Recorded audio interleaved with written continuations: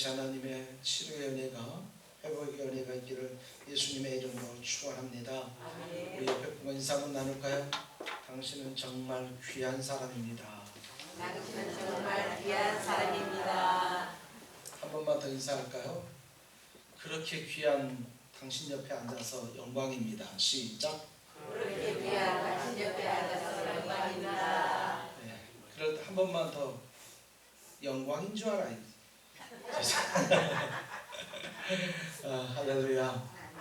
이 시간에 한 30초 되는 영상을 한번 잠깐 보겠습니다. 영상 한번 볼까요? 1960년대 미국 인기 드라마 스타트랙에서 제임스 커크 선장을 연기한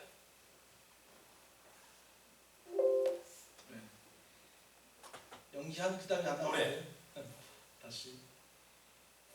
1960년대 미국 인기 드라마 스타트랙에서 제임스 커크 선장을 연기한 올해 91살의 노배우 윌리엄 샤트너가 한 연예 매체를 통해 지난해 다녀온 우주여행에 대한 소감을 밝혔는데요. 우주기업 블루 오리진의 로켓을 타고 10분간 우주를 돌고 왔던 그는 장례식과 같은 슬픈 경험이었다고 말을 했습니다.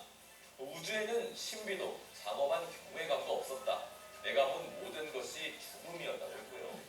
반면 지구를 일컬으며 아름다움은 밖이 아니라 여기 아래에 있다는 것을 깨달았다고 했습니다. 끝. 여러분, 방금 그 말했던 사람이 누구냐면 윌리엄 샤트너라는 사람입니다. 혹시 아주 좀 오래됐는데 나온지 영화 스타트랙에서 선장으로 맡았던 사람입니다. 그가 우주상공 106km를 다녀왔습니다. 그리고 한 10분 정도 우주를 다녀왔는데 그가 갔다 와서 그 책에서 그렇게 얘기합니다. 그 책 대담하게 가라. 경이롭고 신비한 삶의 반향이라는 책에서 그가 뭐라고 얘기하냐면 우주에는 어떤 신비도 장엄한 경외심도 없었다. 내가 본 것은 죽음뿐이었다. 이렇게 말을 했습니다. 왜냐하면 흑암뿐이었기 때문입니다. 지구에서 보는 것과 다르게 우주는 완전한 암흑과도 같았다. 이렇게 얘기를 합니다. 우주여행은 그가 기대했던 것과 달리 압도적인 그렇게 강한 슬픔이었던 것입니다. 그래서 거기에 기록되어 있는 것처럼 말했던 것처럼 여행 자체는 축하받아야 되는데 마치 그가 장례식처럼 느꼈다. 이렇게 얘기를 하고 있습니다. 그에 비해 지구는 그에게 너무나도 아름다운 곳이었다. 그 책에 보면 지구의 베이지색 사막, 흰 구름, 푸른 하늘은 눈길을 뗄 수 없는 고향의 빛을 가졌기 때문이다. 이렇게 얘기합니다. 여러분, 그래도 우주 한번 가보고 싶죠? 들어보니까 뭐 수술한 사람 못 가고 뭐한 사람 못 가고 그러니까 저와 여러분들은 경제적인 능력이 아무리 많아도 우리는 못 갈 것 같습니다. 여러분 가고 싶어도 조금만 참으셨으면 좋겠고요. 자, 우리 우주 가면 이런 생각 들잖아요. 우리가 은하수를 보면 너무너무 화려하고 멋있잖아요. 우주에 올라가면 그 은하수와 같은 그런 별들이 있는데 그 별들을 가까이 볼 수 있을 것 같습니다. 그런데 사실은 그렇지 않다는 것입니다. 지구와 태양의 반대쪽 우주는 칠흑 같은 이 어둠의 색입니다. 그런 것들을 또 해서 영화도 나온 게 있어요. 영화 그래비티라는 영화에 보면 우주상으로 혼자 떨어져서 있는 그런 사고와 관련된 얘기가 나오는데 거기에서도 역시 얘기합니다. 아주 절망적인 흑암적인 암흑입니다. 여러분, 우리 성도들의 사명을 얘기할 때 가장 많이 말하는 것이 뭐냐면 바로 빛과 소금 이렇게 얘기합니다. 우리들은 이 어두워진 세상에 빛이 되어야 되고 그리고 이 썩어가는 세상에 소금이 되어야 된다. 그렇게 우리는 얘기를 합니다.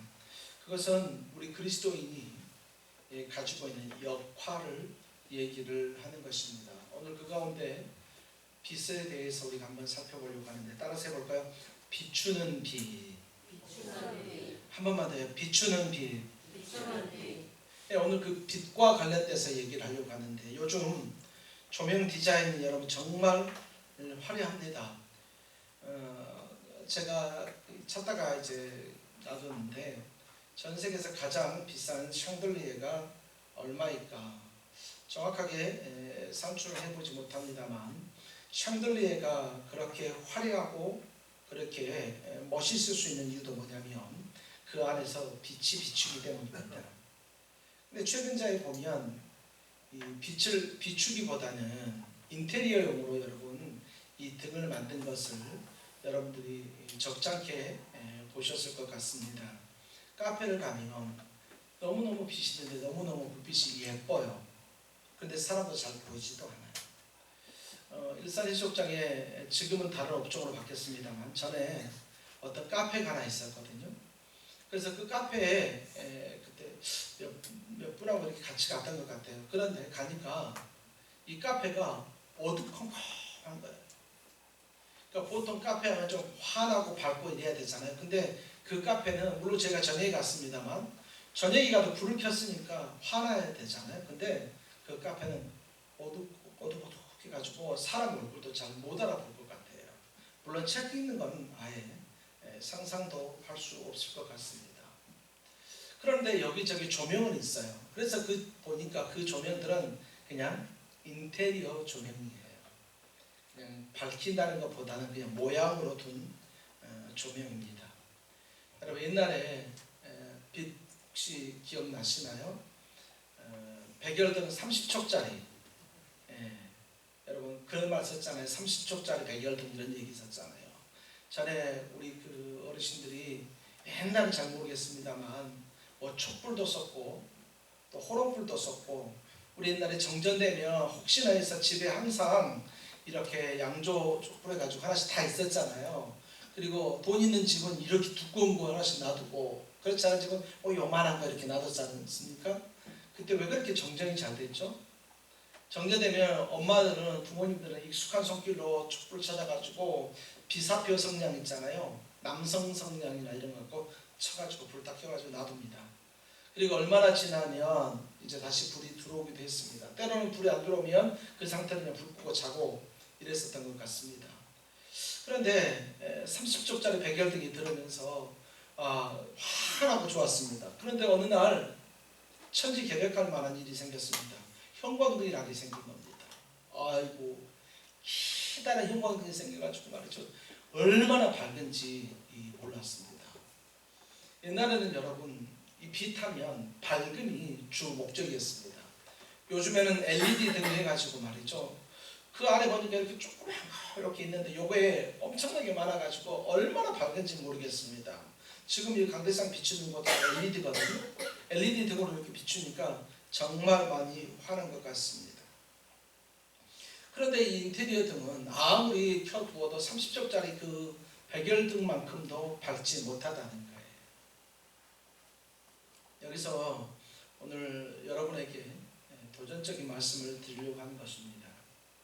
우리는 세상을 밝히는 빛입니까? 아니면 인테리어 등과 같은 그런 빛입니까? 우리는 우리의 삶은 과연 세상을 밝히는 빛의 삶으로 살고 있습니까? 아니면 그냥 빛이라는 이름만 가지고 살고 있는 사람입니까?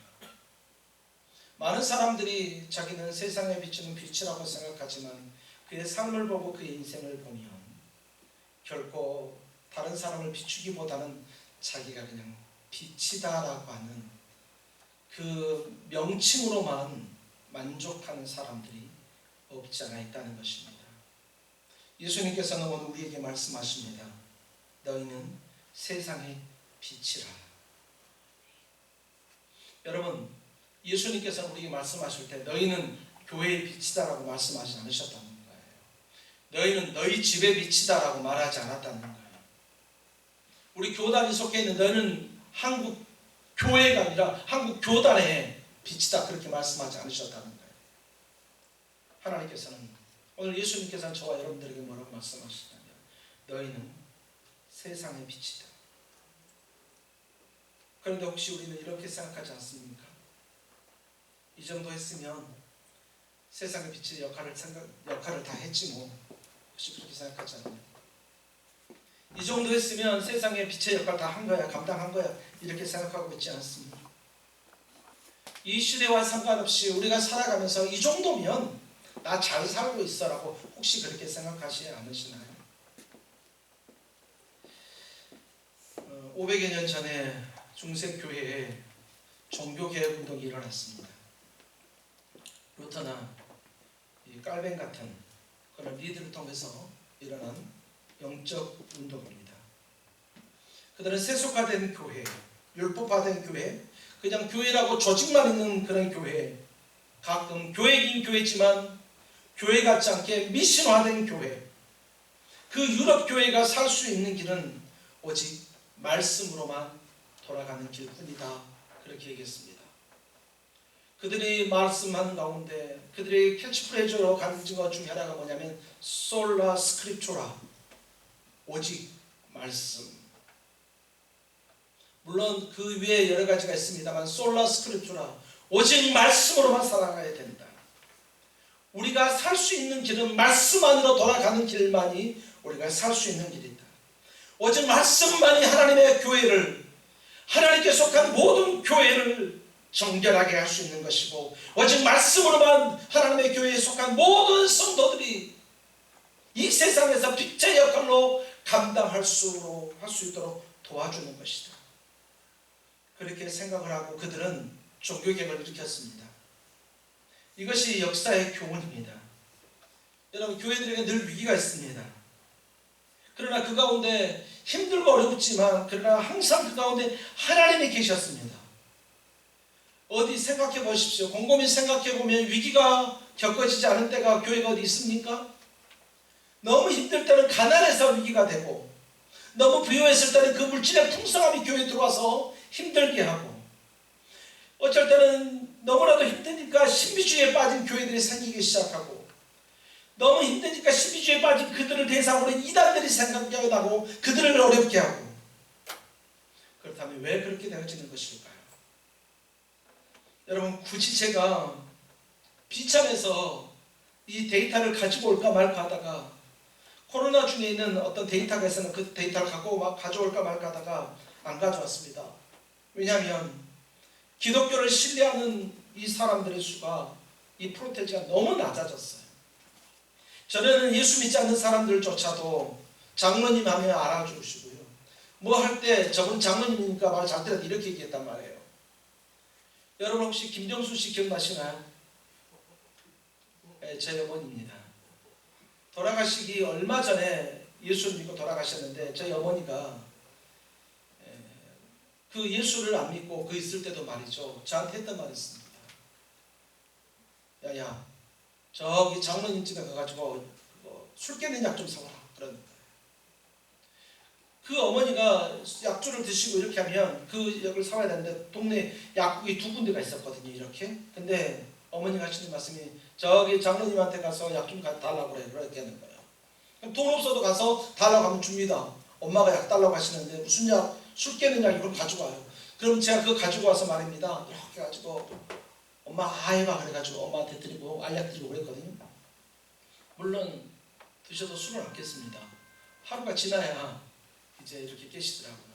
그러면서 하는 말이 나중에 이제 돈 주면서 장로님 갖다 드리라고 하고, 그럼 장로님이 안 받는다고 얘기하는 거예요.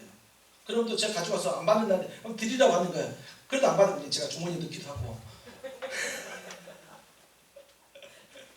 죄송합니다. 제가 어렸을 때 동네 사람들이 그 약국 이름이 있는데도 불구하고 장로님네라고 했어요. 왜냐하면 그만큼 그 동네 어른이셨어요. 요즘에 어디 그렇습니까? 왜 그럴까요? 그러니까 하나님과 관계가 깨어진 이유가 어쩌면 우리가 세상 사람들과의 관계가 깨어지니까 하나님과의 관계가 자연스럽게 깨어지는 것은 아닌지. 자, 거꾸로 얘기해 볼까요? 성도들이 살아계신 하나님을 온전히 신뢰하고 하나님만 의지해야 되는데, 성도들이 하나님만 의지하지 않고 물질을 의지하고 세상의 명예를 의지하고 세상 것만 바라보면서 하나님과의 관계가 깨어지니까 세상이 우리 교회를 보는 교회 사람들의 어떤 모습을 보고 그 모습들을 보는데 관계가 완전히 깨어지고 말았다는 거예요. 그러니까 요즘에 세상 사람들이 교회를 그렇게 믿지 않아요. 신뢰하지 않아요. 너무나도 많은 사람들이 그렇게 해요. 물론 그럼에도 불구하고 신뢰하는 사람들이 있습니다. 예수 믿는 사람들 중에서는 약 60% 이상은 교회를 신뢰한다고 그래요. 여러분 이게 무슨 얘기예요? 교회 다닌다고 하면 100% 신뢰할 수 있어야 되잖아요. 그런데 그렇지 못한다는 거예요. 그러면 그 나머지 40%는 어떤 사람인가? 하나님을 만난 사람인가? 그렇지 아니한가? 우리는 의심해 볼 필요가 있어요. 아니면 혹시 정말 아니면 혹시 여기 있는 저와 여러분들이 예수 그리스도를 믿음으로 세상에서 빛과 소금의 역할을 해야 되는데 그래야지 못함으로 혹시 그들이 한국 교회를 신뢰하지 못하는 건 아닌가? 혹시 예수 믿는 사람들 중에서도 여기 있는 저와 여러분 때문에 하나님을 신뢰하지 못하는 건 아닌가? 우리는 우리의 모습을 다시 한번 살펴보아야만 하는 것입니다. 여러분, 하늘에 있는 별들이 반짝이는 이유가 무엇일까요? 그 이유는 바로 태양의 빛에 반사가 돼서 그렇게 반짝이는 것입니다. 하나님의 빛이 비춰졌을 때야 비로소 우리가 반짝일 수 있습니다. 하나님의 빛이 우리에게 임해야만 우리가 그렇게 살아가야만 이 세상에 빛을 비출 수 있는 사람입니다. 그러므로 우리는 빛과 소금의 역할을 감당해달라고 눈물 흘리면서 콧물 흘리면서 정말 최선을 다해서 기도하기보다 먼저 해야 될 것이 무엇이냐? 사명 감당을 위해서 먼저 하기보다는 우리가 하나님과의 관계가 어떠한가를 살펴봐야만 하는 것입니다. 우리가 가정의 행복을 여러분 막 얘기합니다. 여러분 가정이 행복해야 됩니다. 행복해야 됩니다. 행복해야 됩니다. 말하면 누가 그거 몰라요. 다 알지 않습니까? 우리 가족 행복했으면 좋겠잖아요. 그런데 가족이 행복하려면 뭘 봐야 되느냐? 가족이 행복하려면 가족들 간의 관계를 봐야 돼요. 엄마하고 아빠의 관계, 부모님과 자녀들과의 관계, 또 할아버지 계시면 어르신들과의 그 관계를 보아야 그거 안에서 그것이 회복되어야만 비로소 행복해질 수 있어요. 돈을 많이 넣는다고 해서 행복하는 게 아니에요. 훌륭한 사람이 그 집안에서 나왔다고 해서 행복하는 게 아니에요. 여러분의 집안에서 대통령이 나오고 국회의원이 나오고 그렇게 했다고 해서 행복하는 것이 아니라 행복은 그 가족들 간의 관계가 먼저 회복돼야 돼요. 우리가 하나님 앞에서 온전히 서기 위해서는 무엇이냐면 여기 있는 저와 여러분들이 하나님과 함께 하나님 속에서 그 관계가 회복되어야만 하는 것입니다. 2000년 전에 예수님의 산상수훈의 말씀을 들었던 제자들이 있습니다. 예수님의 산상수훈의 말씀을 들었던 사람들이 있습니다. 그들은 열정이 있었던 사람들입니다. 성경은 그들을 제자들이라고 합니다. 그 제자들이 예수님을 얼마나 많이 따랐는지 모릅니다.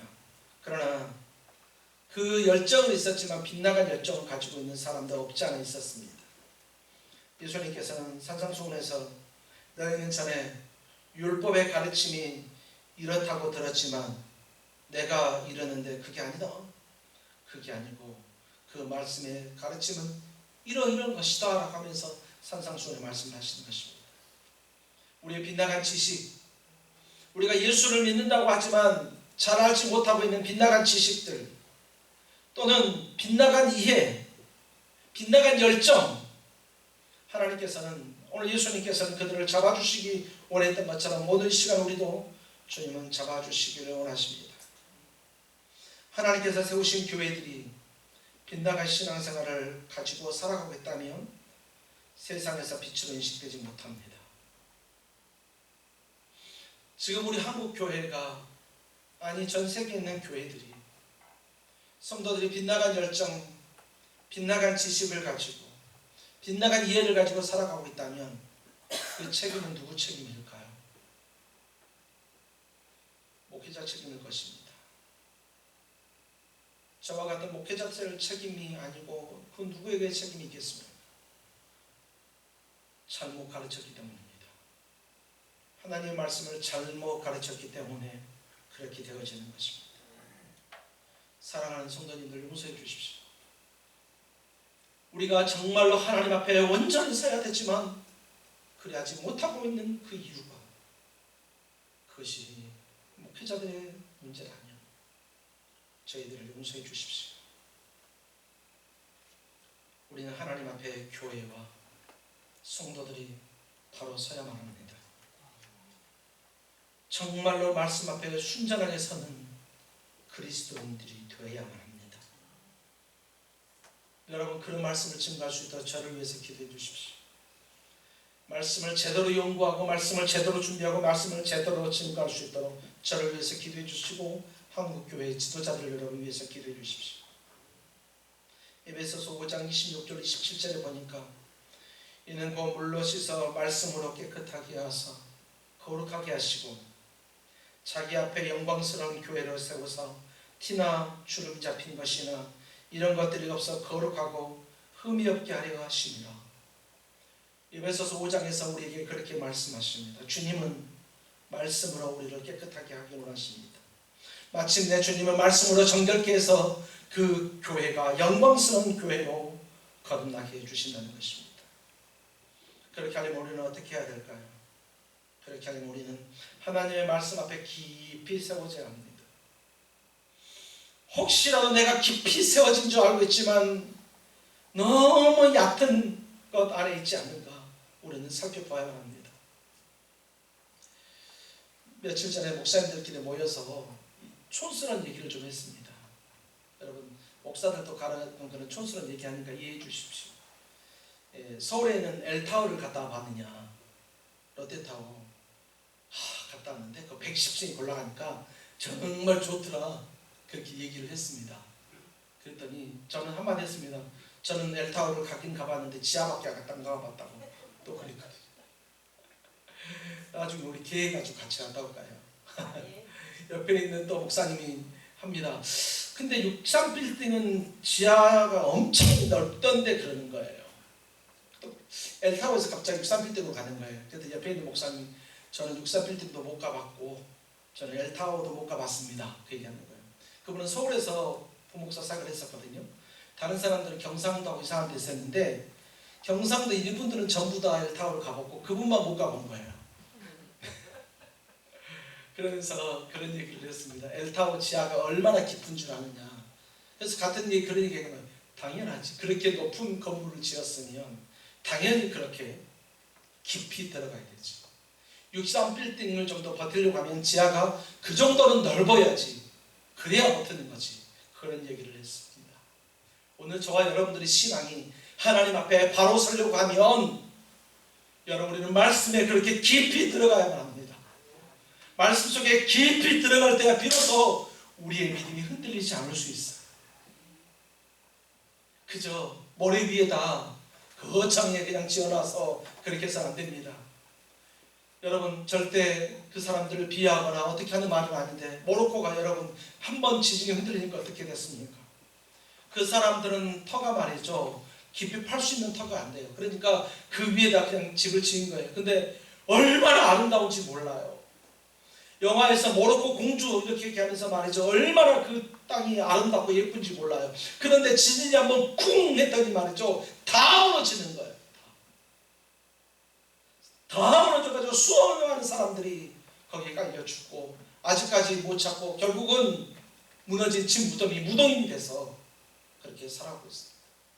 오늘 저와 여러분들이 하나님의 말씀에 깊이 들어가서 그렇게 살면 우리 인생에 아무리 어려움이 온다 할지라도 사랑하는 사람이 죽어나가고 사랑하는 사람이 고난을 닥치고 경제적인 문제가 우리를 닥치고 세상의 고통과 고난이 내게 온다 할지라도 우리는 말씀 앞에 깊이 박히면 흔들리지 않을 수 있다는 거예요.